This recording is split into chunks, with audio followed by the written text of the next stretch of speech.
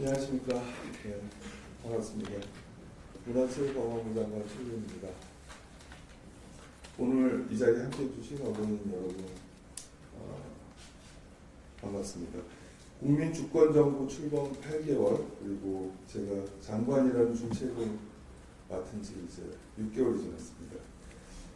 돌이켜보면 지난 6개월은 제게는 무거운 책임감 그리고 절박함으로 현장의 목소리를 듣고 또 우리가 나가야 할 큰 방향을 다시 잡는 그런 시간이었던 것 같습니다. 또 급한 일은 급한 것대로 또 신속하게 대응을 하고 정부가 어디까지 할 수 있는지 스스로에게 물어보며 가늠해보며 기존의 한계를 뛰어넘어서 어떻게든 조금이나마 보다 더 도움이 될 수 있도록 하기 위해서 나를 치열하게 고민하고 또 노력해온 시간이었다고 생각을 합니다.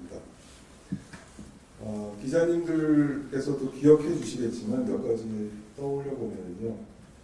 무엇보다도 먼저 국가 권력의 부당한 간섭을 막고 예술의 독립성, 자율성을 보장하는 8길이 원칙을 명확히 한 점이 저는 가장 뚜렷하게 기억에 남습니다. 우리에게 공기가 필요하다, 이런 이야기같이 너무나도 당연한 일이라서 거듭 말씀드리기조차 좀 민망하긴 하지만 그래도 분명 우리에겐 그렇지 못했던 부끄러운 과거가 그 기억이 여전히 남아있기 때문에 또 한 번 기회가 있을 때마다 거듭 다짐하면서 말씀을 드립니다. 에이펙 경주 선언을 통해서 문화창조산업을 우리 경제의 신성장 동력으로 내내외에 공식 천명한 것도 앞으로 두고두고 곱씹어볼 매우 획기적인 변곡점이 될 것이라고 생각을 합니다. 위기의 영화산업을 살리기 위해서 긴박하게 대책을 마련하고 심폐소생술에 나선 것도 아직은 부족하지만 CPR이라고 하죠. 그나마 빨리 손을 대서 현재 한창 진행 중인 핵심 과업입니다. 아울러 수십 년간 해결되지 못했던 문화산업의 고질적인 두 개의 난치병, 안표와 콘텐츠 불법 유통을 더 이상 이대로 놔둬서는 안 되겠다고 결심을 하고 아예 접근 방식을 과감히 틀어서 그래서 신속하게 움직여서 넉 달 만에 관련 법 개정까지 모두 마무리한 점도 저 스스로도 놀랄 만큼 나름의 큰 성과라고 여기고 있습니다. 이제 입법이 이루어졌지만 앞으로 어떻게 제대로 실행하느냐 하는 점이 물론 또 하나의 어마어마한 숙제도 남아 있습니다. 잘 준비하도록 하겠습니다. K컬처가 전 세계로 더 빨리 확산하는데 힘찬 동력이 될 수 있도록 우리 박진영 씨를 비롯한 K컬처 주역들이 힘을 한데 모은 대중문화교류위원회를 대통령 직속 조직으로 구성했던 것도 큰 성과였고요. 또 문화예술 각 분야별로 90여 분의 주요 인사들을 모시는 문화예술정책 자문위원회를 출범시킬 수 있었던 것도 앞으로 저희가 일을 해나가는데 크고 든든한 언덕이 될 것이라고 기대를 하고 있습니다. 체육 분야에서도 너무나 오래 묵혀놓았던 숙제가 돌파구를 찾았죠. 참 말도 많고 팔도 많아서 불씨를 자초했던 체육 단체장, 그리고 앞으로는 직선제로 뽑고 연임도 제한하겠다, 이런 혁신적인 개혁안을 만들어서 하나씩 실행에 옮기고 있습니다. 고민이 많았던 분야였는데 나는 안도감과 함께 뿌듯함을 느끼고 있습니다. 관광산업도 새롭게 재정비를 하고 있습니다. 산업적으로 큰 외화를 벌어들인다는 측면에서도 그렇고요. 또 지역경제를 활성화한다는 측면에서도 관광산업의 중요성은 너무나 큽니다. 그런데 지금까지 우리 상황을 돌이켜보면 아쉬움, 안타까움이 너무 많습니다. 완전히 새롭게 방향을 다시 잡고 있습니다. 관광은 관련된 곳들이 많다 보니 이게 잘 진행되려면 강력한 컨트롤 타워가 필요합니다. 그래서 아시다시피 국가관광전략회의도 대통령 직속으로 격상시키기로 했습니다. 각오를 새롭게 가지고 있으니 지켜봐 주시기 바랍니다. 네, 이렇게 몇 가지 기억에 남는 그간의 성과를 시간상 추려서 몇 가지 말씀을 드렸습니다. 그리고 방향을 잡았고 정책 설계도 마무리했지만 여러 사정과 이유로 실행의 속도가 더딘 것들도 있습니다.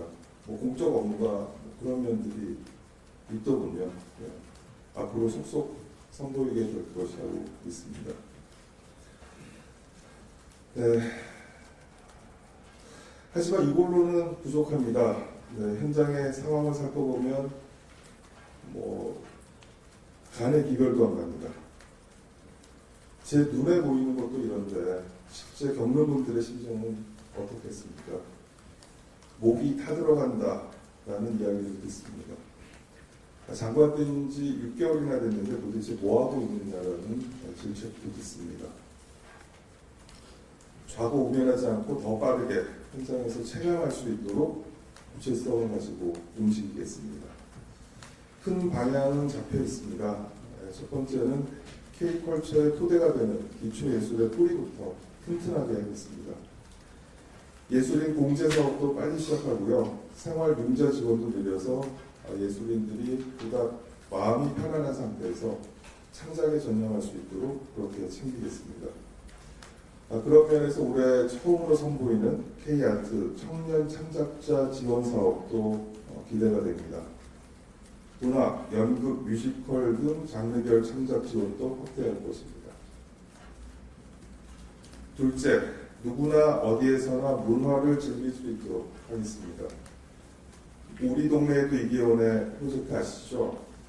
네, 컨텐츠를 중심으로 K-팝 콘서트를 비롯해서 대형 공연, 유명 전시회 지역 순회를 대폭 늘려서 멀리 가시지 않더라도 가까운 곳에서 쉽게 접하실 수 있도록 하고요. 또 통합 문화 이용권과 청년 문화 예술 패스의 지원 규모도 더 확대해서 더 활발하게 문화 생활을 즐길 수 있도록 돕겠습니다. 특히 4월 1일부터는 문화가 있는 날을 매주 수요일, 그러니까 이제 수요일이면 무조건 문화가 있는 날입니다. 이렇게 확대를 해서 우리 모두가 생활 속에서 문화예술을 늘 함께 하실 수 있도록 해보겠습니다. 셋째, K컬처가 더 빠르게 세계로 확산하고 우리 경제의 새로운 성장 엔진이 될 수 있도록 집중적으로 힘을 모으겠습니다. 특히 위기에 처한 영화, 영상 산업을 되살리고 경쟁력을 회복시키기 위해서 다양한 정책적 수단을 더 과감하게 집행하도록 하겠습니다. 그리고 K컬처를 구성하고 있는 각 분야별 맞춤형 전략도 속도감 있게 선을 보이겠습니다. 넷째입니다. 2030 외대 관광객 3천만 명 유치 목표를 더 빨리 당겨서 달성할 수 있도록 관련된 민관 모두가 한 팀이 되어서 관광 대도약 방안을 앞장서 추진하겠습니다. 네, 다섯째, 올해는 초대형 스포츠 이벤트가 연달아서 열리죠. 네, 밀라노 코르티나 동계올림픽과 패럴림픽을 시작으로 북중미 월드컵도 있고요. 아이치 나고야 아시안게임, 아시안 패러게임, 그리고 다카르 하계 청소년 올림픽도 있습니다. 네, 오직 스포츠만이 줄 수 있는 감동과 의미를 보다 많은 국민이 함께 나눌 수 있도록 잘 챙기도록 하겠습니다. 마지막으로 이 모든 정책의 기반이 되는 문화 재정의 확충을 위해서도 최선을 다하겠습니다. 대통령께서도 문화예술 예산이 충분하지 못하다고 여러 번 강조하신 만큼 올해 만약에 추가로 예산을 확보할 수 있는 기회가 생긴다면 긴급한 핵심 분야에 대해 재정 투입이 적시에 이루어질 수 있도록 최선을 다하겠습니다. 또 내년도 2027년 예산안은 이제 처음부터 제가 직접 챙길 수 있기 때문에 적재적소에 제대로 예산 편성이 이루어질 수 있도록 꼼꼼하게 준비하도록 하겠습니다. 네, 오늘 제가 먼저 드리고 싶은 말씀은 여기까지입니다. 이제 질문 주시면 추가로 말씀드릴 수 있도록 하겠습니다. 감사합니다. 네, 안녕하십니까. 머니투데이 오진영 기자입니다. 두 가지 질문 드리고 싶은데요. 먼저 이제 이번 주 일요일이 보니까 취임 200일이신데 여기 소회는 어떠신지 그걸 먼저 하나 여쭤보고 싶고요. 두 번째는 이번에 올림픽 현지 출장을 다녀오셔서 이제 뭐 중국, 일본 포함해서 여러 개 체육계 인사들 만나셨는데 구체적인 성과라고 하면 어떤 게 있는지 궁금합니다. 네, 먼저 200일이군요. 6개월까지 하게 돼서 감사합니다. 취임 후 제가 한 달 지나서 기자 계신 여러분들을 뵙고 간단히 가졌을 때 저는 그런 말씀을 드렸던 것 같아요. K컬처가 엄청난 기회를 맞이한 게 아니라 이제 어쩌면 정점을 지나서 내려갈 일만 남았을지 모른다. 뭐 이런 말씀을 드렸던 것 같아요. 그리고 화려한 겉모습과 달리 현장에서 바라본 현실이 너무나 처참해서 당황스럽다. 이런 말씀 기억하시죠? 저 스스로 이제 취임 한 달 만에 너무나 심각하고 절박한 어떤 위기의식을 느꼈던 거였는데요. 6개월이 지난 현재로서는 네, 위기는 맞지만 우리는 다시 일어설 자격을 갖추고 있다. 그리고 어떻게 하면 이 위기를 끌고 나가서 우리가 꿈꾸는 미래를 만들 수 있을지 어렴풋이 그 희망과 가능성이 보이기 시작하는 것 같다라고 말씀드릴 수 있을 것 같습니다. 그 근거는 이렇습니다. 무엇보다 제가 현장에 계신 분들을 계속 배우면서 우리 문화 예술계가 가지고 있는 그 원천적인 힘, 뛰어난 열정과 에너지가 여전히 날이 선 채로 뜨겁게 살아있다는 것을 확인할 수 있었습니다.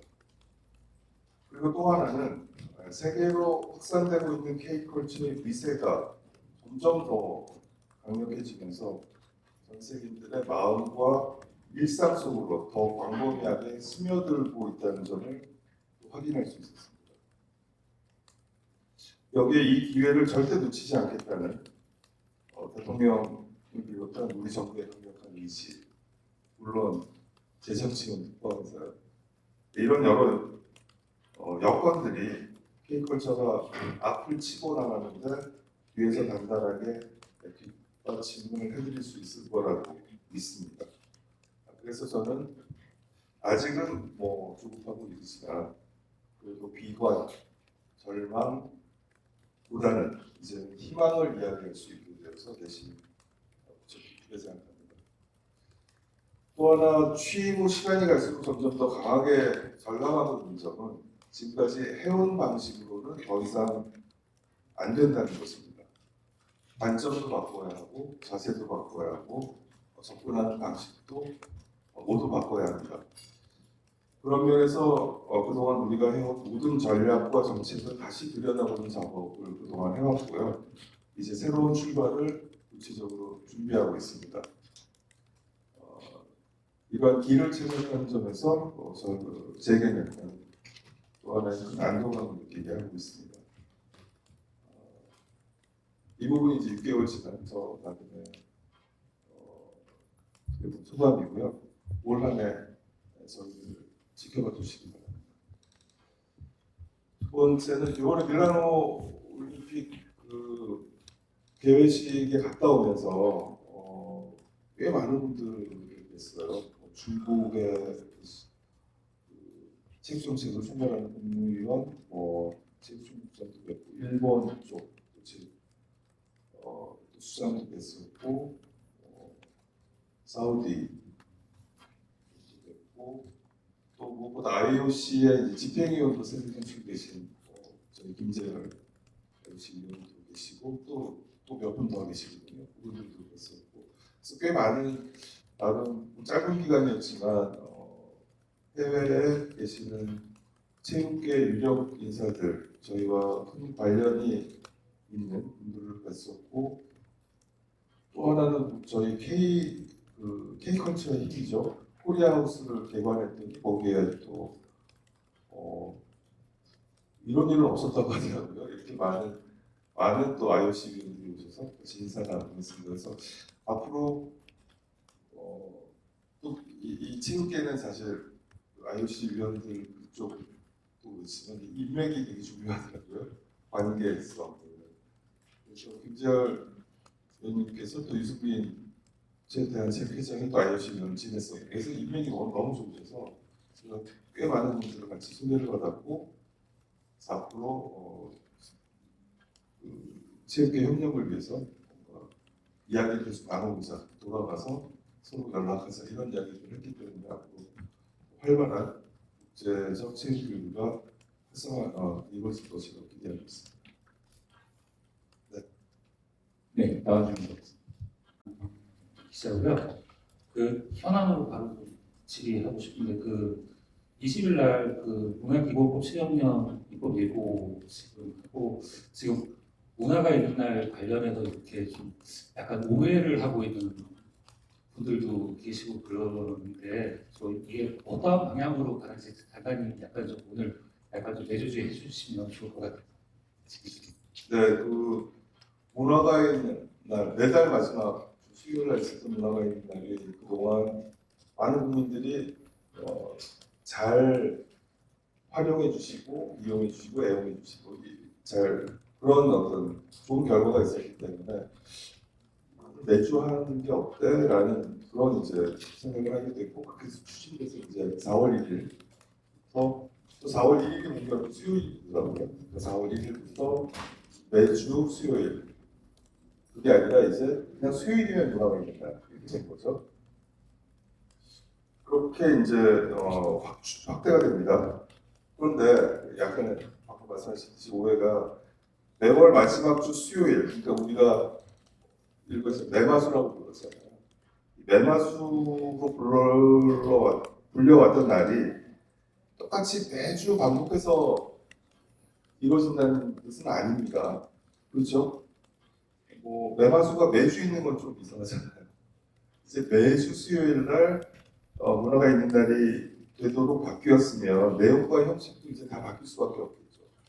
매주 수요일 날 우리는 그 문화가 있는 날을 어떻게 활용하고 더 풍요롭게 할 것인가. 이것이 이제 우리 떨어진 이제부터의 숙제겠죠.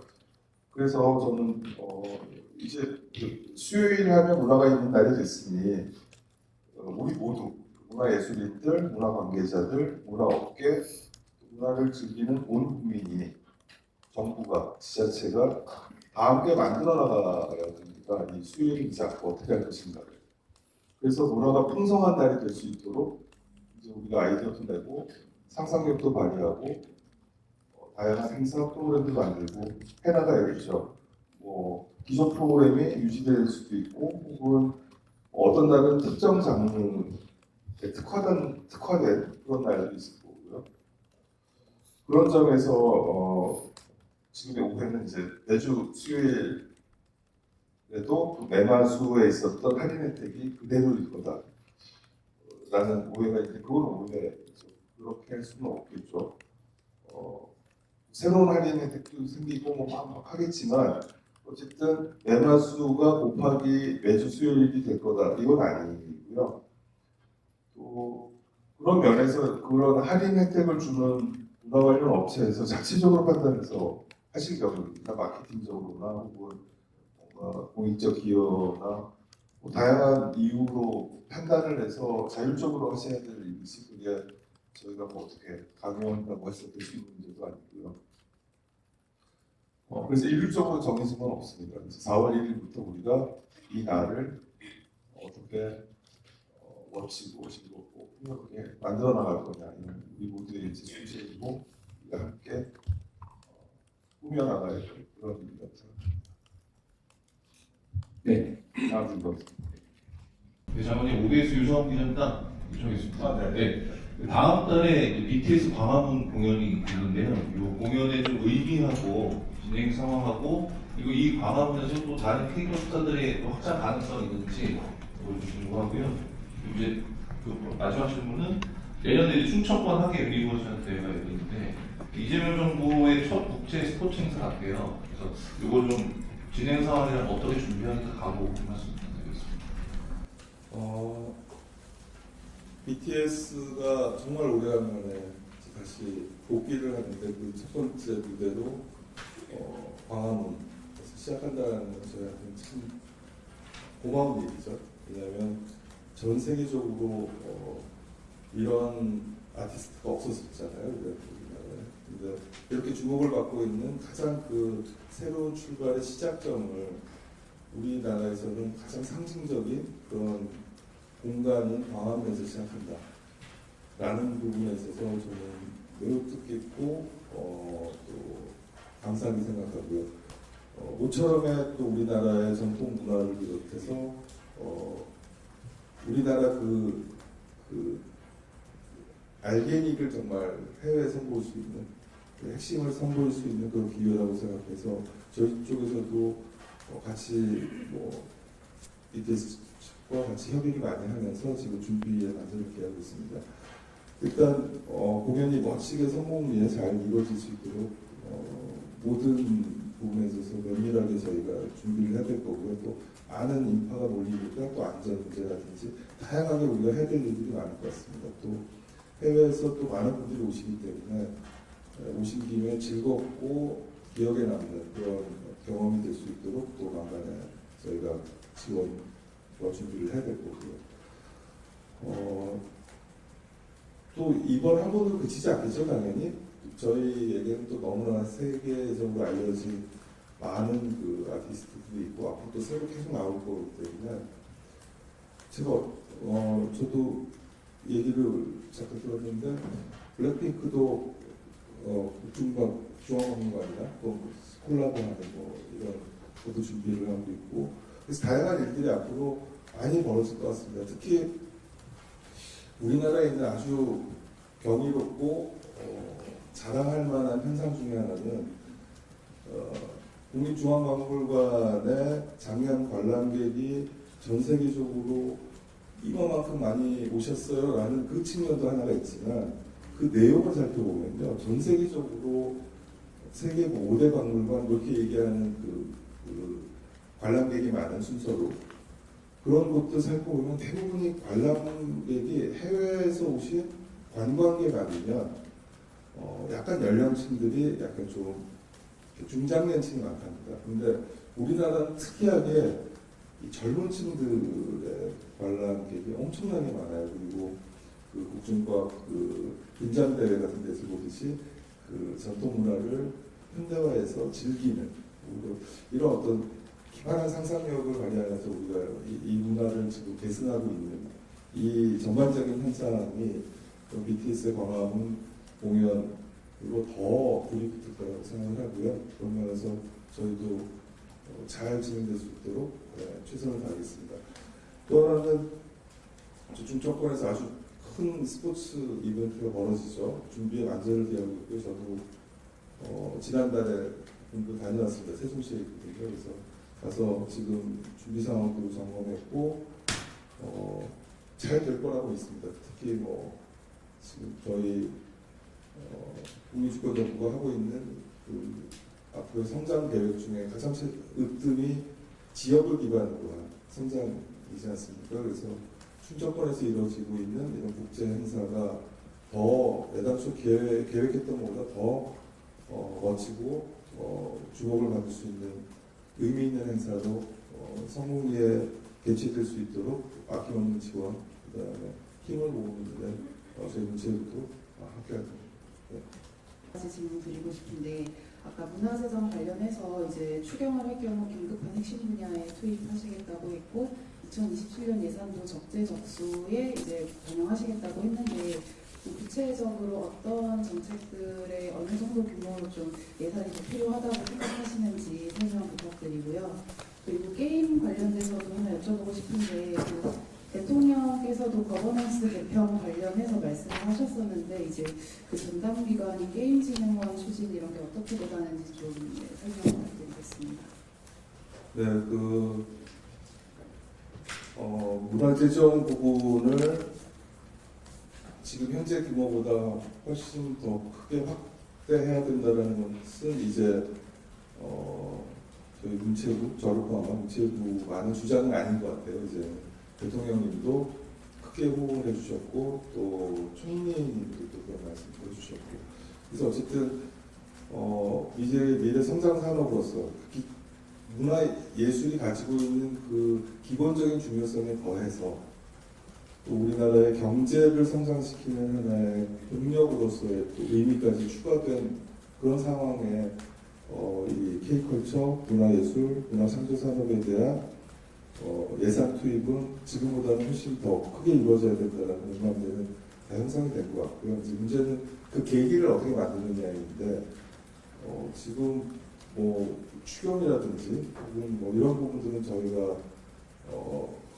지금 예상할 수 없는 상황이잖아요. 올해 이제 시작이 됐고 앞으로 그런 계기가 언제 있을지 잘 모르기 때문에 만약에 그런 계기가 있다면 긴급하고 중요한 분야에 있어서는 빨리 재원이 투입될 수 있도록 재정이 투입될 수 있도록 미리 준비를 하겠다는 원론적인 말씀만 드릴 수 있을 것 같습니다. 왜냐하면 그 규모가 얼마나 될지도 모르겠고 그래서 우선순위는 저희가 잡겠지만 요 부분은 꼭 찍어서 할게요 라고 말씀드리기에는 아직은 좀 이른 것 같습니다. 그 규모도 저희가 모르고 하기 때문에 일단은 있는 예산 빨리 더 효과적으로 제대로 집행하는데 지금 전력을 다하고 있습니다. 또 하나는 게임 쪽이었죠. 게임진흥원 게임이 사실 지금 엄청나게 큰 걱정 중에 하나죠. 제 입장에서는 왜냐하면 게임이 차지하고 있는 우리나라 이 K컬처에서의 비중이라는 부분에 있어서는 뭐 압도적이죠. 해외에 또 수출되어지고 하는 산업적 측면에서의 중요성도 있고요. 그런데 게임 산업이 지난 몇 년간 약간 주춤하고 있고 또 경쟁력 부분도 글로벌하게 경쟁이 치열해지면서 특히 중국 같은 곳에서의 어떤 시장 장악력 이런 부분들이 아주 빠르게 진행되고 있기 때문에 저희가 어떻게 여기에 대응하고 우리 나름의 영역들을 확보하면서 더 글로벌하게 이끌고 나갈 수 있을지가 지금 발등에 떨어진 아주 큰 숙제입니다. 그런 측면에서 뭔가 자금 확보 혹은 뭐 늘 얘기 나오는 그 중국과 비교하면서 나오는 52시간 근무 체계 어떻게 할 거냐 이런 거에 대해서도 조금 더 게임 산업의 특성에 맞는 형태의 근로 형태, 근무 형태를 좀 뭔가 인정받아야 되지 않느냐라는 그런 의미도 있고요. 또 게임 종사자들이 또 원하는 방식의 어떤 그런 형태가 무엇일 건가에 대한 의견 수렴을 하는 작업도 지금 열심히 하고 있습니다. 그래서 어쨌든 뭐 투자부터 일하는 환경, 그 다음에 만들어낸 게임 우물의 확산, 뭐 모든 분야에 있어서 어떻게 대응해야 될 거냐를 놓고 저희도 계속 고민을 같이 하고 있고요. 게임 업계와. 그 일환 중에 하나가 이제 게임진흥원 같은 이야기가 계속 나오고 있는데요. 지금 게임진흥원뿐 아니라 어떻게 보면 문체부 산하에 있는 여러 개의 저희 공공기관들에 대한 어떤 재정비가 지금 필요한 단계입니다. 그래서 그런 차원에서 전체적으로 놓고 지금 고민들을 좀 하고 있고요.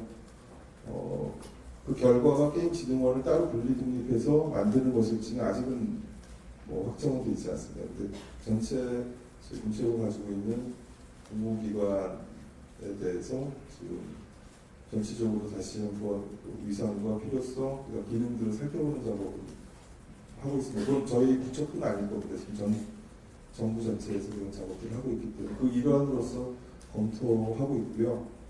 게임진흥원을 어떻게 할지는 그게 좀 구체적으로 일관이 잡히면 다시 말씀드릴 수 있을 것 같습니다. 이대리, 네, 저 이대리 장병입니다. 여기 있습니다. 예. 최근에 작년부터 연간으로 공개했던 정부 광고 집행 내역을 월간으로 이제 공개하기로 좀 발표하셨는데요. 결정하신 좀 배경이 궁금하고요. 연장선에서 작년에 지금 여권에서 지금 언론중재법 개정안을 이제 발의하고 좀 정부에서도 좀 언론 개혁을 하겠다는 좀 이야기들이 좀 작년에 좀 있었는데 이런 부분에 대해서 좀 어떻게 추진 사항이 있는지 좀 어떻게 준비하고 계신지 그리고 문체부 이런 부분에 대한 문체부의 입장은 또 어떤 것인지 좀 궁금합니다. 네, 정부 광고 관련해서는 저희가 뭐 생중계되는 국무회의에서도 제가 몇 번 말씀드렸듯이 정부 광고의 목적은 정부의 정책을 국민들에게 아주 잘 소상히 알리는 게 핵심이잖아요. 그래서 이제 정부가 그것도 예산을 책정해서 광고를 하는 거고요. 그런데 그동안의 반성을 보면 그 매체 간의 그 균형점 이런 부분들이 민간 기업들이 그 광고 효율을 위해서 하고 있는 그 비율과는 차이가 많더라. 라는 부분에 대한 반성에서 시작이 된 거고요. 그럼 왜 많지? 라고 봤더니 광고 효율에 대한 그래서 더 많은 국민이 같은 비용이라도 더 많은 국민이 정부의 정책을 잘 이해할 수 있도록 하는데 초점이 맞춰져 있지 않고 다른 고려들이 많이 작동이 된 거 아닌가? 이런 이제 생각을 하게 된 거고 그러다 보니 나름의 그 우리 사회에서 전반적으로 매체 환경에서 광고를 하는 그 집행 효율이 가장 높은 어떤 배분율이 있을 거고 거기에 최소한의 비슷하게라도 좀 균형이 맞춰져 가야 되는 거 아닌가? 뭐 이런 이제 반성의 결과로 정부 광고에 대한 분석을 좀 제대로 하자 이렇게 이제 시작이 된 겁니다. 그래서 이제 그런 부분들이 그럼 그때도 되고 있어가 너무 후행적으로 우리가 파악하기보다는 그때부터 계속 파악을 잘 해서 면밀하게 그런 광고 집행이 제대로 광고 효과를 위한 광고 집행이 이루어질 수 있도록 모니터링하는 차원에서 매달 공개하겠다라는 말씀을 드렸고요. 그래서 그런 부분들은 이제 올해 이제 실천적으로 이루어질 것입니다. 그래서 지켜보시면 이게 저런 이유 때문에 하는 거구나라는 걸 보다 확실하게 이해해 주실 수 있을 거라고 생각합니다. 그다음에 언론 개혁과 관련해서는 글쎄요, 한동안 이제 나왔던 가짜 뉴스에 대해서 어떻게 대응할 거냐, 뭐 이런 논의 국회에서 이 정통망법으로 일단 지금 방향이 잡혀서 입법이 이루어졌고요. 거기에 따라서 저희도 그런 개정 정신에 따른 일련의 그 앞으로의 상황 변화들이 잘 이루어질 수 있을지에 대해서 저희도 면밀히 준비하고 대응하는 그 정도가 지금 하고 있는 일입니다. 그리고 왜 따로 별도로 저희가 안을 준비하고 있거나 한 것은 없습니다. 이 부분은 조금 더 일단 방법 개정에 따른 어떤 그 변화에 대해서 조금 더 여론과 많은 분들의 의견 이런 부분들이 좀 방향이 잡혀야 될 거라고 생각하고요. 그 이후에 뭔가 보완할 부분이 있다면 또 다른 논의가 이루어지지 않을까 생각하고 있습니다. 현재로서는 특별한 그런 움직임은 저희가 하고 있지 않습니다. 예, 서울경제신문의 최승훈 기자인데요. 두 가지 질문이 있는데 어제 콘텐츠 진흥원 그 원장 공모가 지금 안 됐다, 다시 제공을 한다라고 하는 것을 비롯해가지고 요즘에 이제 생각보다 저 기관장 공모가 안 났는데 이게 몇번 시정이 나왔는 건데 왜 안 되고 있는지 계획이 어떤 건지 좀 설명 부탁드리고요. 두 번째는 최근 지난번에 이제 국무회의 때 장관님이 광화문 한글 현판을 추가하겠다라고 이야기하셨는데 그 의미가 어떤 건지 예를 들어 이게 이제 전 정부에서 한 번 시도됐다가 이제 뭐 안 된 뭐 여러 가지 이유로 안 된 건데 이게 이제 사실 일반에서 볼 때는 좀 갑자기 튀어나온 일이어 가지고 이게 어떤 의미가 있는지 좀 말씀 부탁드리겠습니다. 감사합니다. 네, 저희 문체부 산하의 공공기관 산하기관장에 대한 빈자리들이 있고 그 부분에 대해서 빨리 리더십을 갖추게 하는 부분들은 저도 지금 마음이 급합니다. 당연히 일을 하기 위해서는 그래야겠죠.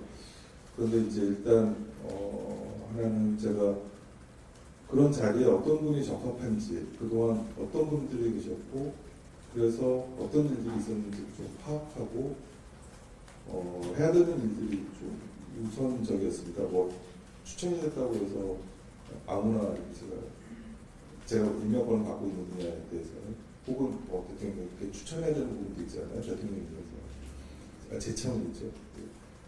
뭐 그때 제가 명확하게 잘 판단하기 위해서 시간이 걸렸던 일도 있고요. 또 이렇게 네, 그런데 조금 전에 제가 말씀드린 그 기관장 공모는 일반론적인 이야기인데 제가 설명을 이어진 상태가 빨리 내어질 수 있도록 그렇게 최선을 다하겠습니다. 그런데 또 무슨 소리냐, 원형이 보존돼야 한다 이런 반대 의견들도 무척 강하죠.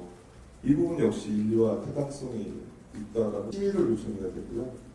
거기에서 심의의 통과가 돼야 됩니다.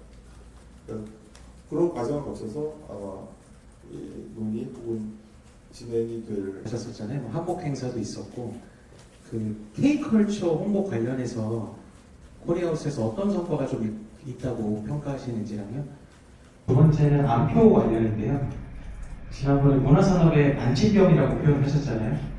지금 봤을 때 이제 뭐 완출이 얼마나 되는 것 같은지, 특히나 매크로도 잡기가 어렵지만 개인 간의 거래 사이트나 거래 어플리케이션을 통한 개인 간의 거래는 명확한 기준이 조금 필요할 것 같다는 생각도 들거든요.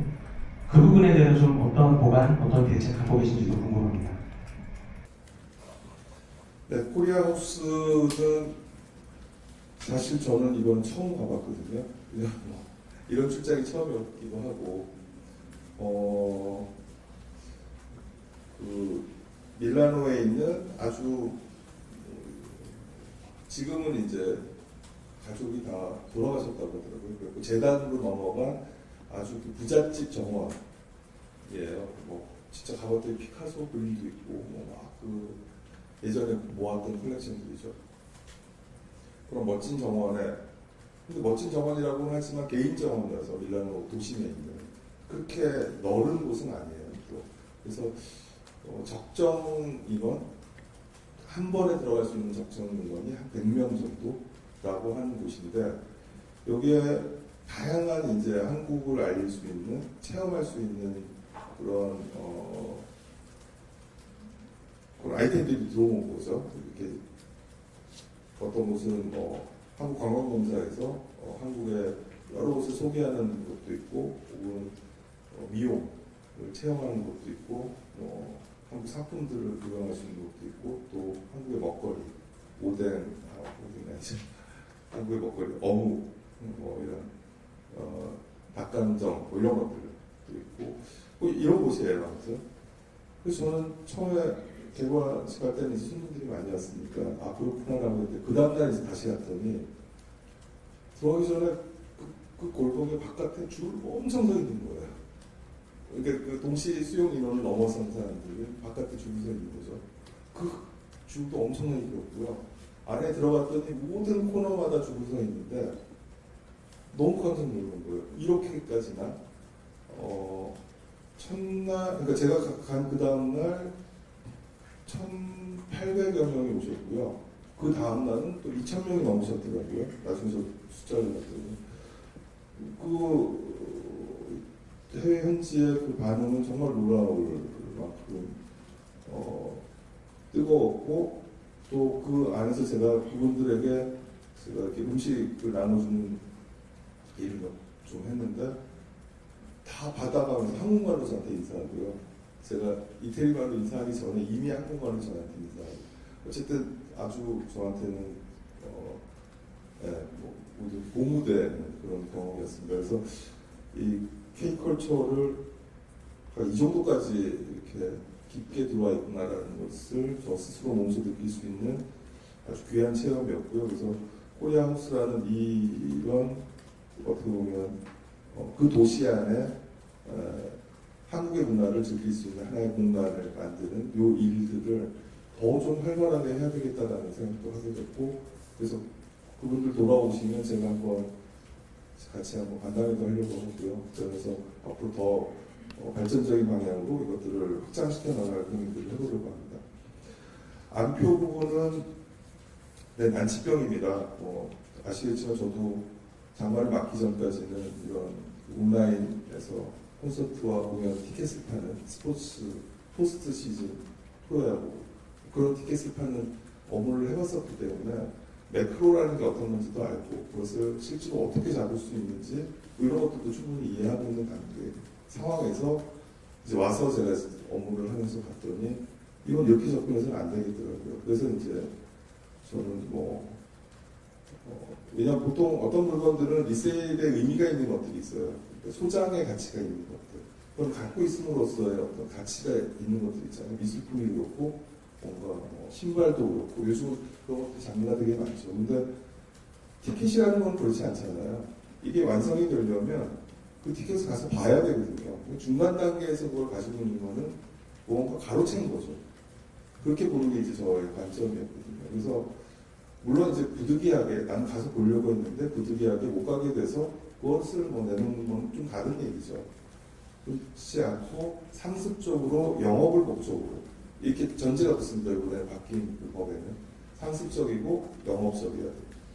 반복이 있어야 되고 또 돈을 벌려고 애를 쓰는 그 흔적이 있어야 처벌을 받는데 어쨌든 그런 목적으로 웃돈을 받는 모든 행위를 이제는 처벌될 수 있도록 만든 법입니다. 근데 이제 법이 통과된 거고요. 시행령도 있어야 되고 또 그 다음에 준비해야 되는 게 있어서 이게 올 가을쯤에 이제 시행이 됩니다. 그래서 아직까지는 시행이 안 돼서 얼마나 완치율이 있는지는 제가 말씀드리기 어렵고요.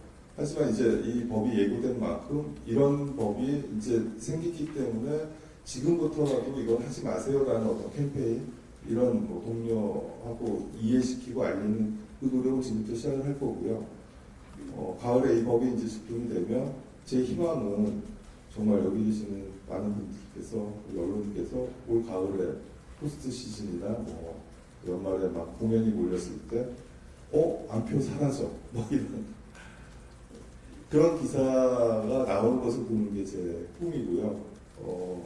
최대한 그렇게 될 수 있도록 최선을 다해보겠습니다.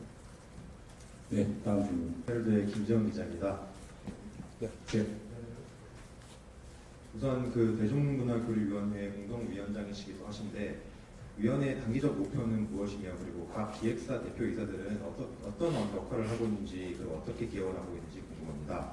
그리고 또 추가적으로 한일령 해제 얘기가 계속해서 나오고 있었는데 이제는 오히려 한일령까지 겹쳐 일본인 멤버가 포함된 K-POP 그룹들이 중화권 공연에서 제한을 받는 걸로 알고 있습니다. 이 한일령 해제의 부분에 대해서 정부도 좀 많은 노력들을 하고 있는 것으로 알고 있는데 진행 상황이 궁금합니다.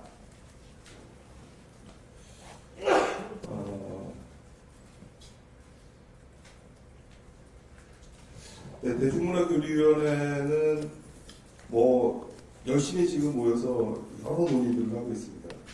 대중문화교류위원회 큰 목적 자체가 K컬처가 해외로 진출하는데 더 빠르게, 더 광범위하게 할 수 있는 방법을 찾아서 그것을 신속히 실행하는 게 목표입니다. 그래서 중장기적으로는 이미 저희가 바꾼 게 있습니다. 그냥 지금은 아티스트들이 올해 내년도 거의 일정들이 꽉 차 있지 않습니까? 그래서 지금 얘기한 거는 우리가 27년 말에 한국에서 모든 기획사의 모든 아티스트들이 다 모여서 정말 전 세계적인 페스티벌을 한번 열자 이런 것도 지금 기획을 하고 있는 거고 그때는 이제 일정 다 비워놓는 거죠. 다 모이는 거니까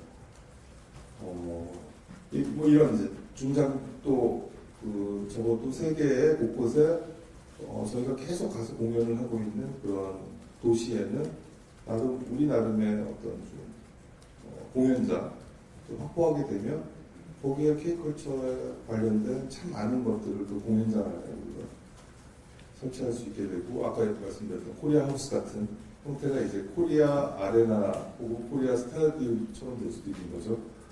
뭔가 그런 부분들이 이루어지면 그것도 멋지지 않겠어? 그럼 그걸 어떻게 하면 좋지? 이런 것들에 대해서 지금부터 되게 그런 것들을 논의하기 위해서는 진짜 해외에서 공연을 막 여러 번 해본 그런 기획사들의 경험 혹은 그분들이 갖고 있는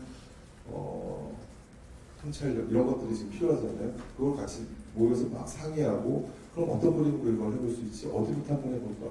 이런 이야기들을 계속 나누고 있습니다. 그게 이제 중장기적인 이야기들이고요. 단기적, 중기적 과제들은 어떤 거는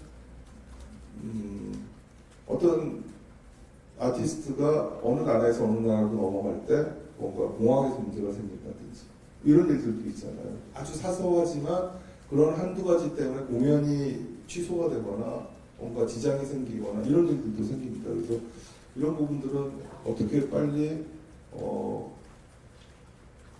해결할 수 있는 방법이 뭐지? 그런 노하우도 공유하고 또 저희가 정부 차원에서 뭔가 그런 면에서 도움이 될 수 있는 역할들이 있나? 라는 것들을 이제 세세하게 또 발굴해서 뭐 찾아보고 뭐 이런 것들도 합니다. 그래서 활발하게 많은 이야기들이 나눠지고 있고요.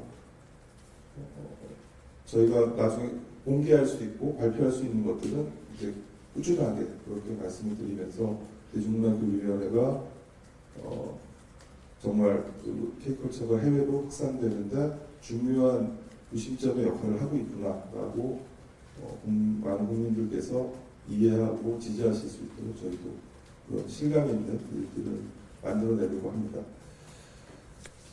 한활용 부분은 사실 뭐 모두 다 같은 마음이겠죠. 저도 초조하게 지켜보고 있죠. 그러니까 시진핑 주석님께서는 뭐 3m 그 얼어있는 얼음이 쉽게 한 번에 녹겠냐라고 말씀을 하셨다고 하지만 저는 산얼음 위를 걷는 느낌으로 이 부분을 아주 조심스럽게 저는 아주 얇은 얼음이라고 생각이 들어요. 잘못하면 이렇게 푹 빠질 수도 있고 그래서 아주 조심스럽게 저는 서로가 서로에게 불편하지 않고 잘 서로가 이해하고 이런 문화적 부분에서의 교류와 협력이 증진되는 방향이 서로에게 해롭지 않구나라는 것을 느끼게끔 이제 그런 신뢰와 확신을 가질 수 있게끔 분위기를 만들어 나가는 이런 부분들을 열심히 하려고 노력을 하고 있고요. 그 부분 외에 다른 분야, 가령 이번에 제가 밀라노 가서 체육 쪽 책임자를 냈지만 체육 분야도 그렇고 또 관광 분야도 그렇고 양국의 국민들의 교류에 대해서는 중국도 적극적이고 저희도 적극적입니다. 그래서 많은 부분에 있어서의 어떤 그런 교류는 활성화가 될 거고요. 그러면서 자연스럽게 우리가 가지고 있는 여러 우리의 문화 또 우리가 자랑하고 있는 그런 여러 K컬처에 대한 부분들이 자연스럽게 중국 분들도 접하시고 하실 거라고 믿습니다. 그래서 서서히 잘 풀려나가지 않을까 저는 이렇게 기대를 하고 있습니다. 안녕하세요. KTV 김찬규입니다. 그 영화 산업 관련해서 먼저 하나 질문 드리고 공연으로 하나 질문 드리고 싶은데요.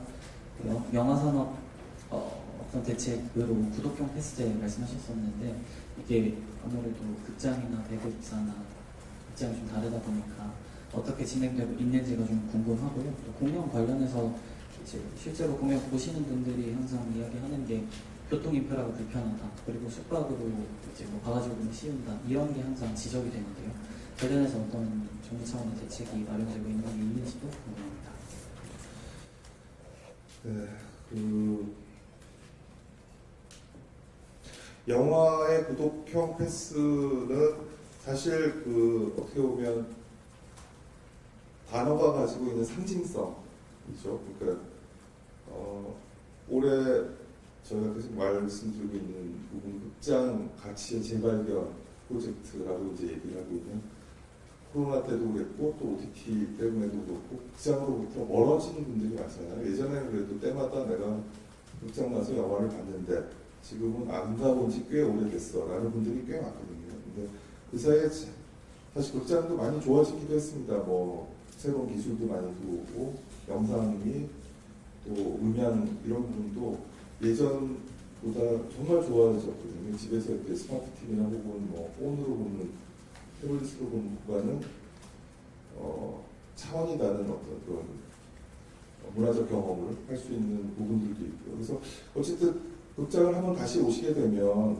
조금 더 극장을 자주 찾고 그렇게 자주 찾는 게 또 우리나라 영화 산업의 하나의 다시 또 좋은 기반이 될 수 있지 않을까, 선순환을 만들어낼 수 있지 않을까라는 차원에서 이제 좋은 영화를 만들어야 되는 것도 있지만 또 관객도 자꾸 극장으로 올 수 있게끔 이끄는 무언가의 계획이나 동력이 있어야겠다는 생각에서 나온 아이디어가 이제 구독형 패스입니다. 왜냐하면 그 사이에 또 우리나라는 팬데믹 지나고 지금까지 오면서 관람료가 계속 올랐잖아요.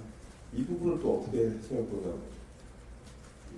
가심비, 가성비 모두 다 지금 많이 무너져 있는 상태인데 이 부분을 어떻게 해소할 거냐에 큰 부담 없이 우리가 이렇게 뭔가 일정한 금액을 내면 한 번 보고 끝나는 게 아니라 여러 번 볼 수 있도록 뭔가 하는 개념의 프로그램을 만들면 도움이 되지 않을까? 뭐 이런 차원에서 나왔던 아이디어고요. 이걸 구체화시켜 나가는 과정은 이제 조금 지금 되게 다양한 논의가 있습니다. 말씀하셨듯이 배급사, 극장 모든 곳에 이해관계가 조금씩 차이가 있어서 이게 참 어려운 과제거든요. 예전부터도 하고 싶었지만 잘 하지 못했다.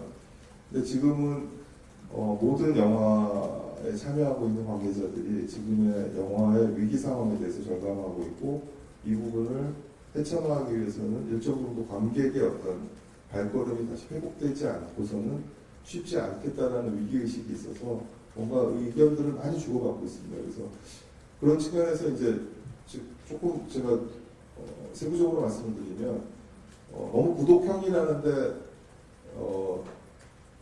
구독형 하면 사실 이게 되게 다양한 이야기인데 월 얼마를 내서 월 몇 회를 하는 이렇게 저희가 이제 구독형에 익숙해지다 보니까 그 어떤 표준화된 구독형 모델이 있잖아요. 그걸 떠올리시는데 그렇게 하진 않겠죠. 한 달에 영화를 몇 번 본다고 그죠? 한 달에 뭐 얼마를 받고 이렇게는 안 될 거고요. 어떤 일정 기간 동안 혹은 뭐 그냥 얼마를 내면 몇 회를 볼 수 있는 뭔가 뭐 이런 형태일 수도 있고 또 특정 층, 이게 연령층일 수도 있고 뭐 가족 뭐 이럴 수도 있고 이렇게 어떻게 보면 극장 쪽에서 마케팅적 그룹핑을 해서 거기에 맞는 형태의 뭔가 상품들을 만드는 이런 형태로도 나올 수 있는 거죠. 그래서 이거 되게 다양한 형태로 접근이 됩니다. 그러니까 기존에 생각했듯이 보편적으로 그냥 얼마를 내면 몇 번을 뭐 이런 식이 아니라 약간 특화된 형태의 다양한 그 예비 관객, 잠재 관객들의 관심을 끌 수 있는 형태로 이게 설계되어지는 부분들이 있을 겁니다. 이런 부분들을 저희는 저희대로 어떻게 지원해 드릴 수 있을지 고민하고 있고 극장은 극장대로 또 이런 모델을 만들기 위해서 지금 많은 고민들을 하고 있습니다. 그래서 그 부분을 조금 더 이제 구체화된 모습이 나오면 이런 형태로 일단 시작이 되는구나. 그 중에 또 이제 반응이 좋고 뭔가 효과도 좋으면 또 더 이제 확장된 형태, 혹은 더 활성화된 형태를 또 만들어내고. 그래서 이게 한 방에 뭔가 꽝 나오는 그런 형태는 아니에요. 생각합니다. 다양한 논의가 지금 내부적으로 이루어지고 있습니다. 공연은 그렇죠. 큰 공연이 있으면 엄청나게 많은 분들이 이 공연은 이제 주로 콘서트 지금 말씀하신 거잖아요. 이렇게 몰리게 되는데 일상적으로 몰리고 있는 곳은 뭐 숙박이 아니죠. 거기 그냥 교통이죠. 그래서 서울 근처에 있는 큰 공연장은 이 교통시설이 어느 정도 지금 확보가 돼 있기 때문에 이제 특별히 문제가 없는데 주로 이제 우리가 지방으로 내려가서 뭔가 하려다 보면 갑자기 그렇죠. 막 지금 이번에 BTS가 부산에서 한다라고 하니까 또 막 일어나고 있는 이 수많은 숙박바가지 뭐 이런 부분들이 있죠. 그래서는 흠뻑쇼 같은 경우 싸이의 흠뻑쇼가 일어나는 그 지방 도시에서도 그런 일이 있었고요. 이 부분은 사실 일반적인 성수기 때 관광지에서 일어나는 현상과도 또 유사하기 때문에 지금 이런 어떤 특별한 계기가 있을 때 평상시에와 다름없는 그 가격이 아닌 그것보다 훨씬 뛰어넘는 가격을 받는 행위에 대해서 저희가 어떻게 제어를 할 거냐라는 부분은 지금 지속적으로 고민입니다. 관광 말씀드렸지만 관광도 이 부분이 되게 중요한 과제거든요. 그래서 지금 범부처적으로 이 부분은 대책을 만들고 있고요. 조만간 저희 국가관광전략회의 또 열릴 거고, 그래서 이 바가지 뭐 이런 현상에 대해서 어떻게 대비하고 정책적 노력을 해나갈 거냐는 한번 모아서 한번 발표할 기회가 있을 것 같습니다. 그래서 그때 한번 관심 있게 해주셨으면 좋겠습니다. 네, 사실 예정된 시간보다 네, 한국일보 김소연이고요. 그 기관장 임명 관련해서 추가로 좀 여쭤보고 싶은데 최근에 그 무체부 훈령이 바뀌었더라고요.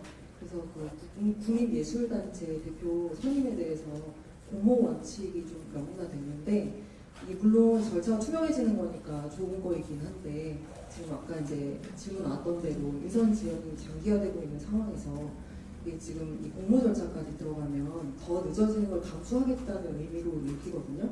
그래서 지금 절차 개시는 어떻게 되고 있는지 훈령 직속으로 격상된다고 말씀하셨잖아요. 그럼 구체적으로 좀 어떤 변화가 있는 건지 설명해 주시면 감사하겠습니다.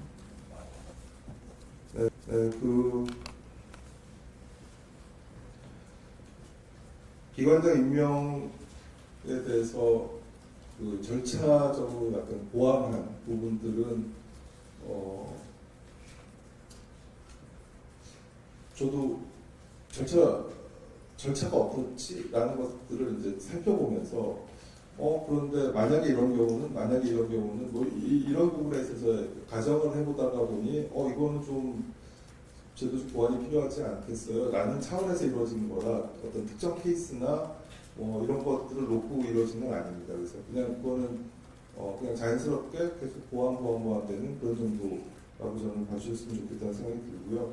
어쨌든 공모를 한다 해도 지금까지 이렇게 길게 오래 비어있었던 여러 가지 이유로 그게 뭐 그 사이에 정부도 변해서 바뀌었었고 뭐 이런 여러 가지 이유로 비어있었던 부분이 있었지만 지금은 빠르게 속도를 내고 있기 때문에 최대한의 적임자를 찾기 위한 하나의 과정이다라고 이해해 주시면 좋지 않을까 싶습니다. 각 곳마다 지금 이게 다르죠, 지금 상황이.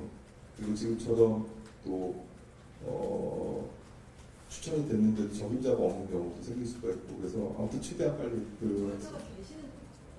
게시되는 거는 최대한 다 빨리 게시가 되도록 해야죠. 지금 안 된 것도 있는 걸로 알고 있는데요. 그런 부분들은 뭐 무슨 위원회 구성해야 되는 것도 있고 뭐 아무튼 그 절차들이 있습니다. 사전의 절차들도. 그래서 그거는 빨리빨리 진행을 할게요. 그 다음 지금 총리님 산하로 되어 있는데 국가공항전략회의가 총리님이 계셨기 때문에 뭐 더 그동안에도 무게가 실렸었고 또 이 회의의 참여자가 장관급이 또 다 참여를 했었고 뭔가 큰 틀에서 관광에 대해서 우리가 중요도를 가지고 접근을 했지만 이번에 대통령 직속으로 격상했다라는 것은 저는 형식적 측면에 있어서의 어떤 당연히 그 형식이 주고 있는 무게감 혹은 정책적 의지도 있지만 또 하나의 배경은 이재명 대통령님의 의지입니다. 국무에서도 몇 번 말씀을 하셨잖아요. 그리고 왜 일본은 저렇게 관광이 우리랑 비슷했던 외래 관광 수가 저렇게 늘었고 우리는 왜 이렇게 그동안 주춤했느냐 지난 10년간 이런 이야기를 할 때 꼽는 여러 가지 비교 분석의 원인 중 하나를 일본은 아베 총리가 직접 나서서 뭔가 주도해서 많은 난제들을 뚫고 나갔었다. 뭐 이런 이야기들을 해오지 않았습니까? 그러다 보니 이제 대통령님도 당신께서 직접 이거 한번 챙겨서 뚫고 나가겠다라는 의지를 강하게 밝혀주신 거라고 생각하고요. 그런 측면에서 뭐 국무회의 보셨으니까 잘 아시잖아요. 정말 이렇게 일을 추진력 있게 끌고 나가주실 거라고 저는 기대를 합니다. 그런 측면에서 정말 여기는 그냥 중앙정부뿐 아니라 지방정부들도 있고 되게 많은 노력들이 전방위적으로 펼쳐져야 이 뭔가 진도가 나갈 수 있는 부분이기 때문에 저는 크게 지금까지 해왔던 것보다 차원이 다른 새로운 대도약의 계기가 되지 않을까 그렇게 기대를 하고 있습니다. 네, 다음. 안녕하세요. 부산일보 남유정입니다. 예전에 얘기가 한참 나왔던 것 중에 국립예술단체 지방이전에 대해서 말씀을 많이 하셨었는데요. 지난해 말에 그 대통령께서도 서울예술단을 언급을 하시면서 광주 이전을 빨리 해야 된다라고 말씀을 하셨는데 혹시 그 이후로 더 진행 사항이 있는지 그리고 지자체들과 논의된 게 추가로 있는지 궁금합니다. 네, 서울예술단 지방 이전 문제는 제가 그 당시에도 말씀드렸듯이 결정됐을 때 좀 이르게 결정이 됐고 충분한 협의가 없이 결정이 됐다라는 여러 그 목소리들이 있어서 제가 전후 작업가 어떻게 됐는지 한번 좀 살펴보는 시간을 갖고 있다라는 말씀을 드렸었고 대통령님은 그 당시에 이거는 약속을 한 거면 뭔가 지켜야 되지 않나 뭐 이런 이제 의견도 말씀해 주시고 그러셨죠. 그래서 저도 작년 말까지 이제 그런 여러분들의 의견을 듣는 그 시간을 가졌었고요. 그래서 지금은 이 부분은 광주 이전에 대해서 본격적으로 지금 이야기를 시작한 상태입니다. 그래서 광주를 이전한다는 원칙은 그거는 저는 이제 다시 말씀드릴 수 있고요. 어떤 형태로 언제 어떻게 갈 거냐는 조금 지금 그 모양과 형태 시기에 대해서는 논의가 필요합니다. 왜냐하면 서울예술단이지만 이제 광주로 이전했을 때는 서울예술단이 하고 있는 일 그대로 갈 거냐는 조금 다를 것 같아요. 지금도 서울예술단이 약간 그 정체성 부분에 있어서 지금까지 해왔던 것들을 다시 조금 더 분명하게 잡는 과정에 있었었거든요. 그 부분이 조금 더 잡혀야 광주에서도 어떤 곳이 오는구나가 명확할 거고요. 그래서 그런 부분들을 광주 이전 준비를 하면서 함께 지금 그 잡아가는 논의를 지금 진행하고 있습니다. 그래서 크게 보면 서울예술단이 광주로 가는 것은 맞다. 그런데 그렇게 가기 위해서 서울예술단에 대한 정체성을 보다 확실하게 정리하고 그러면서 이전 준비에 대한 논의를 시작하고 있는 그런 단계다. 이렇게 이해해 주시면 될 것 같습니다. 저 추가 질문인데요. 서울예술단 말고도 그쪽이시군요. 다른 국립예술단체들도 이야기가 나온 게 있잖아요. 뭐 발레단도 있고 오케스트라단도 있고 한데 그런 단체들의 논의는 어떻게 되고 있는지도 같이. 지금 제 입장에서는 이래요. 그 이슈가 이전에 이제 제가 구입하기 전에 나왔던 이슈가 하나 있고요. 또 하나는 지금 정부 차원에서 이루어지고 있는 그 산하 공공기관에 대한 통폐합 문제 플러스 지방 이전 문제라는 게 또 있습니다. 이게 이제 같이 얽혀 있어서 제 입장에서는 이걸 전반적으로 지금 다 같이 한번 훑어보는 작업들을 하고 있고요. 그 일환으로 이 부분도 검토가 될 겁니다. 근데 아직 결정된 건 없습니다. 네.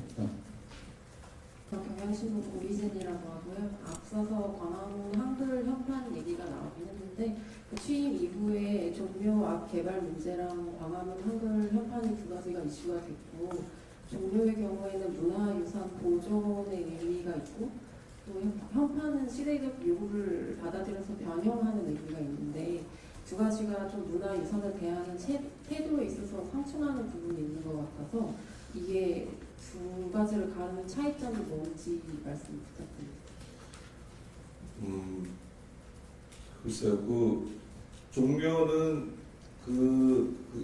지금 있는 그 원형 그대로의 가치가 인정받아서 세계 문화유산이 됐다라고 생각을 하고요. 그런 측면에서 지금 있는 원형 자체에 대한 변화가 있을 수 있는 부분들은 평가를 다시 받아야 된다고 생각합니다. 그래서 지금 국가유산청에서는 세계유산 그 변경에 따른 평가를 받으라고 지금 이제 이야기하고 있는 거라고 저는 이해하고 있고요. 광화문 현판은 광화문이라는 곳이 그 원형 그대로라기보다는 지금 광화문 앞에 그 공간들이 현대사에서 같이 우리가 숨쉬고 있는 공간이라고 생각합니다. 그래서 문화재라는 관점에서 저는 원형 보존이라는 부분이 가장 중요한 가치이고요.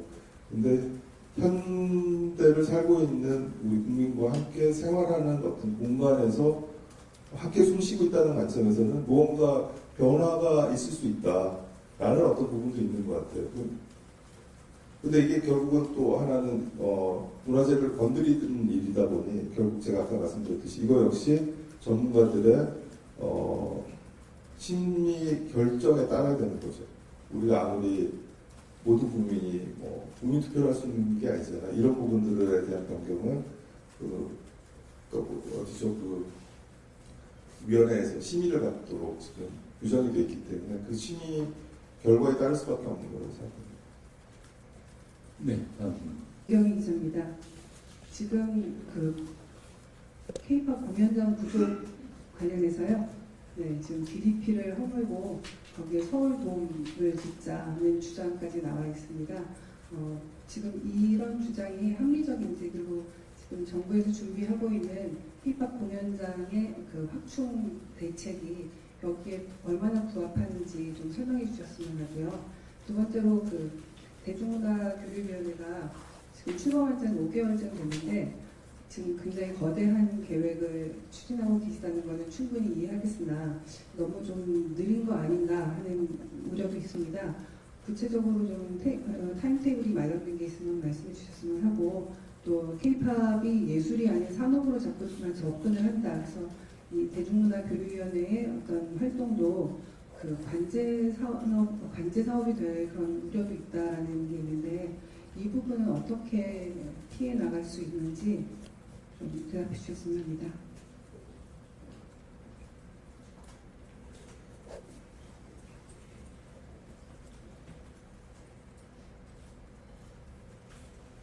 네, 지금 저희가 K-팝이 전 세계적으로 이렇게 확산되고 있고 우리나라가 보유하고 있는 전 세계적 위상을 갖고 있는 아티스트들이 이렇게 많음에도 불구하고 우리는 제대로 된 공연 시설이 없어서 해외 공연을 많이 하는데 국내에서는 다 작은 공연밖에 못한다. 또 웬만한 큰 공연장들은 지금 개보수에 또 들어가 있어서 더 지금 공연장 난이다. 이런 이제 문제의식을 가지고 우리가 이걸 어떻게 극복하지? 그래서 단기적으로는 빨리 뭔가 넓은 공간이 있는 체육시설이라도 보완해서 혹은 빨리 어떤 공연을 빨리 할 수 있도록 하자. 중기적으로는 서울 아레나를 포함해서 지금 짓고 있는 그런 공연장들이 차질 없이 지어질 수 있도록 또 잘 서포트하자. 장기적으로는 그래도 우리도 이제는 한 5만석 정도의 동부장 있어야 되지 않느냐. 이 정도에 따라 이 정도의 문화 강국이라면 당연히 있어야 되는 거 아니냐. 이런 이제 접근을 계속 해왔던 거죠. 그래서 저도 그 말씀을 여러 번 드렸더니 여러 곳에서 지금 우리가 도움 지을래라고 하시는 분들이 많으세요. 특히 이제 저는 또 하나는 지방선거 탓도 있는 것 같아요. 탓, 덕분, 아무튼 이런 공연장에 대한 큰 공연장에 대한 관심이 전국적으로 지금 벌어지고 있습니다. 그래서 여러 곳에서 특히 제가 국회를 가면 정말 많은 국회의원님들이 저랑 면담 신청을 하세요. 우리 동네에 이게 있는데 여기다가 지으면 어떻겠냐 이런 제안들을 막 해주시거든요.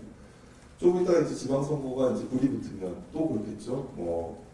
후보자들이 또 막 공약들도 많이 하실 거고요. 그래서 그래서 더 지금 조심스럽기는 해요. 제가 저희도 지금 어디가 가장 적합한 곳인지 엄청난 비용이 들어가는 일이기 때문에 정말 주도 면밀하게 잘 타당성을 따져보고 정할 수밖에 없거든요. 그래서 이게 장소 하나 정하는 것도 되게 큰 일이고 주의를 기울여야 되고 약간의 시간이 필요한 그런 일입니다. 그래서 지방선거 전에 이런 부분에 있어서 어느 쪽이 될 거야, 어느 쪽으로 갈 거야 이런 의사를 밝히기는 쉽지 않을 것 같아요.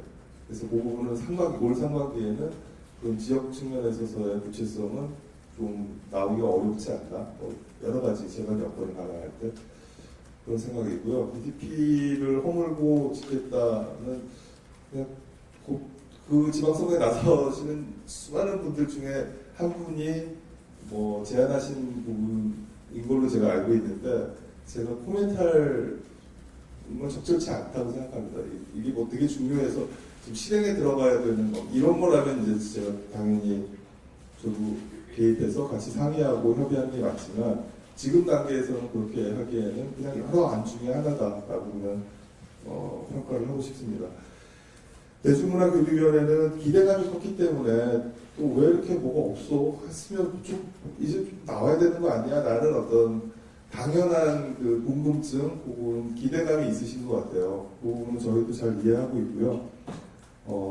아까 제가 말씀드렸듯이 여러 가지 이야기들을 논의하고 있으니까 구체화되는 것들이 있으면 빨리빨리 제가 말씀드리고 저런 것들을 지금 하려고 저렇게 뭔가 속닥속닥 했구나 뭐 이런 느낌이 드실 수 있도록 저희도 구체적인 부분들을 빨리 내놓을 수 있도록 노력을 하겠습니다. 그리고 관제석 부분은 저는 사실 제 입장에서는 잘 용어가 잘 이해가 안 가거든요. 왜냐하면 지금까지 해오던 게 그냥 저는 4대 기획사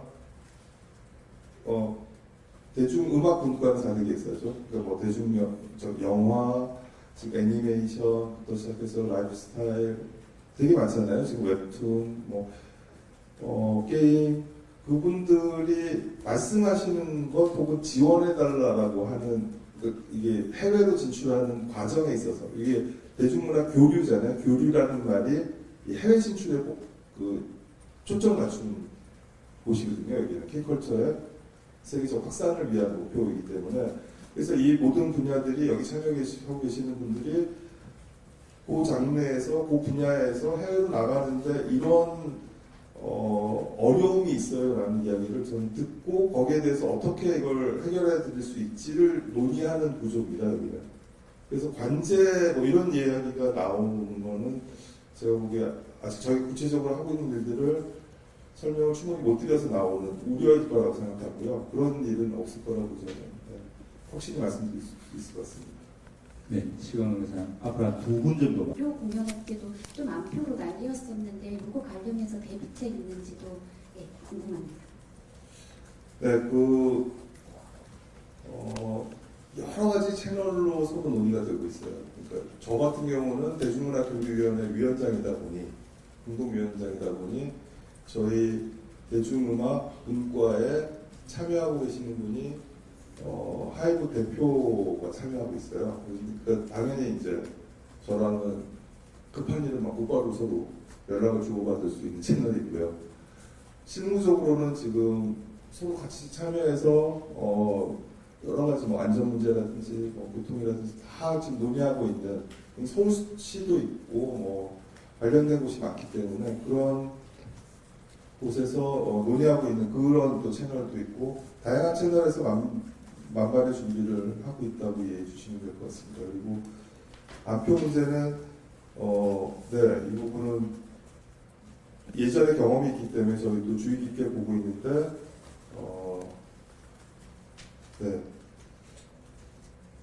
대책을 말씀드리면 또 피해 나갈까 봐 저희도 그렇게 불쾌한 일이 생기지 않도록 최선을 다해서 노력하겠습니다. 네, 마지막. 네, 장관님 안녕하세요. 문화일보 신재우 기자인데요. 기억하시겠지만 취임하시기 전에 후보자 시절에 처음 말씀하신 것 중에 하나가 AI 시대에 대비하겠다였거든요.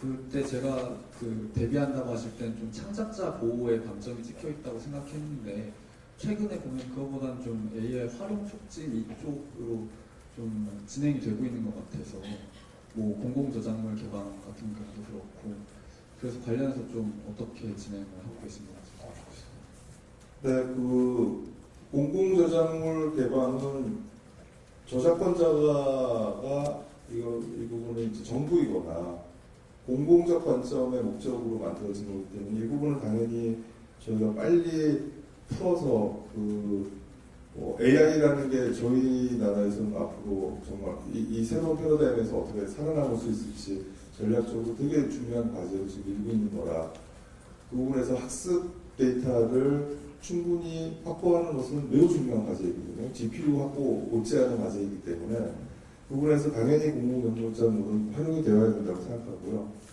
또 하나는 저작권자가 분명히 있고 저작권자가 나는 내 거를 무료로 쓰지 마.